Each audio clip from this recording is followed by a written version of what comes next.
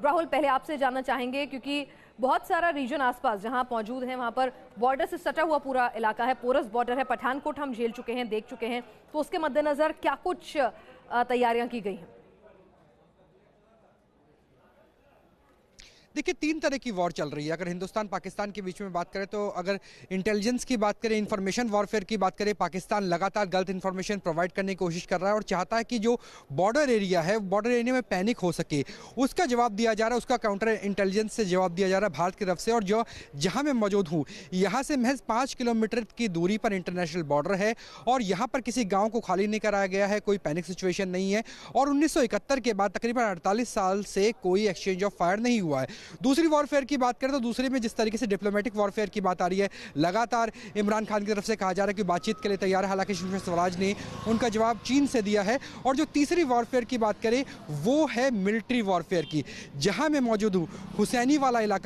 इलाका वो इलाका है जहां 65 और 71 की जंग में पाकिस्तान ने सबसे ज्यादा अटैक करने की कोशिश की थी और ये दिखाया जा रहा था उस वक्त 65 और 71 में कि जो पाकिस्तानी फोर्सेज है वहां आर्मी नहीं है, वो पाकिस्तानी रेंजर है और इधर बीएसएफ है, लेकिन रेंजर के पीछे पूरी की पूरी आर्मी तैनात थी। इस बार हिंदुस्तान की तरफ से हम आपको डिटेल्स नहीं बता सकते अगर नेशनल इंटरेस्ट की बात करें, लेकिन इंडियन आर्मी भी बीएसएफ के साथ पूरी तरह से चाक चौबंद है और 71 या 65 जैसे सिचुएशन कम से कम पंजाब के जिस बॉर्डर 65 और 71 से हमने बहुत तरक्की कर ली है। बात अलग है कि पाकिस्तान जो है इस वक्त भी आर्थिक संघर्ष से जूझ रहा है, चाहे हथियारों के लिहाज से बात करें, चाहे प्लानिंग के लिहाज से बात करें, हर लिहाज से हम पाकिस्तान पर भारी पड़ते हैं। सामरिक लिहाज से डिटेल साझा नहीं करेंगे, अपनी ताकत की नुमाइश नहीं करेंगे, लेकिन क्या तैयारियां हैं एक आम नागरिक के लिहाज से और आतंकी हमले से निपटने के लिए भी क्या तैयारियां हैं, क्योंकि खतरा आतंकियों से भी उतना ही है। देश को दहलाने की डराने की कोशिश करेंगे पुलवामा का जो बदला लिया है उसके बाद। रोमान, क्या अपडेट इस संदर्भ में आपके पास?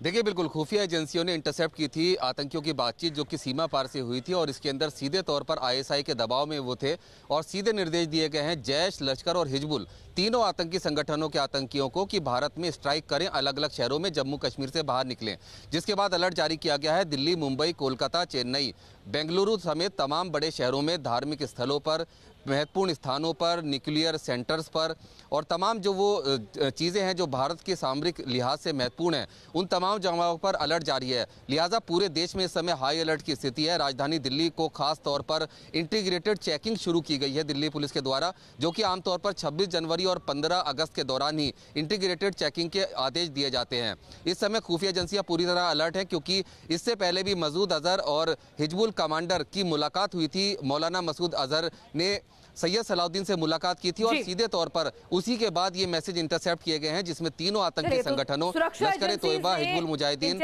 और जैश को एक अलर्ट जारी किया है। चारों मेट्रोज पर हाई अलर्ट है। देश के अलग अलग हिस्सों में, बी टाउन्स में भी अलर्ट पहुंचा दिया गया है। तो आप भी चौकस रहिए, चौकन्ने रहिए अपने इर्द गिर्द हो रही गतिविधियों से, लेकिन अफवाहों पर ध्यान ना दें और कोई भी खबर आप तक आती है तो पैनिक ना करें, पहले उसे सोचें, समझें, परखें, सत्यता जांचें और उसके बाद ही उस पर भरोसा करें। छोटे से ब्रेक के लिए यहाँ रुक रहे हैं, जल्द लौटेंगे।